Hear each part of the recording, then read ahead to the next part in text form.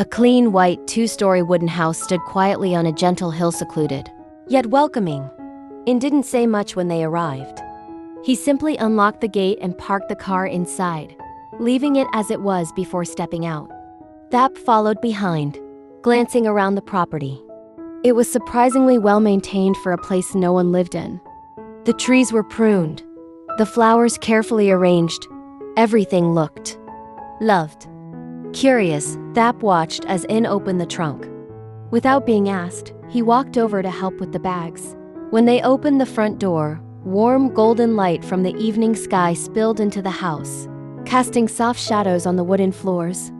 Just inside, a sitting area appeared, furnished with wicker chairs and floral print cushions that looked like they hadn't been disturbed in a while, yet felt oddly fresh. To the left was the staircase leading up. Beneath it, a small bathroom. Farther down the hallway, a kitchen, neat and tidy. The house was quiet, but not cold. Thap spoke first.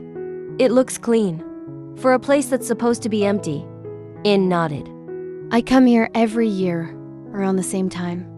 The village chief always has it cleaned before I arrive." "You leave the keys with him?"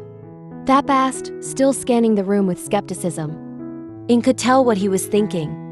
"Things are different here.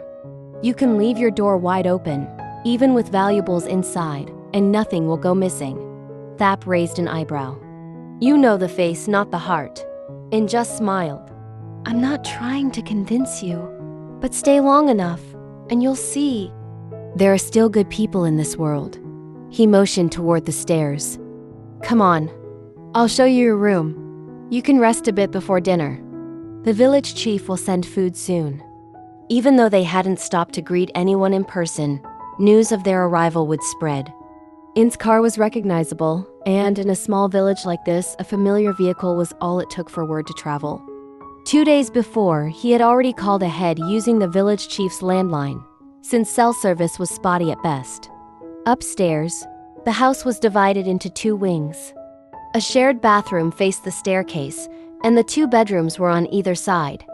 Thap trailed behind, silent, thoughtful. Something about this place, the quiet hill, the timeless furniture, the way In seemed so at ease here, unsettled him. Or maybe it was the contrast to his own life, which always felt too loud, too fast, too suspicious of peace. As he stepped into the guest room, he placed his suitcase by the bed and turned to glance at In again. He didn't say anything, but his expression held questions he wasn't ready to voice.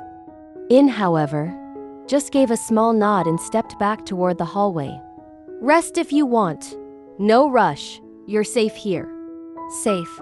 That word lingered in the air long after In left the room. Want to know what happens next? Don't miss the next spoiler from my magic prophecy. Hit subscribe, like, and ring the bell so you never miss an update. Thanks for watching.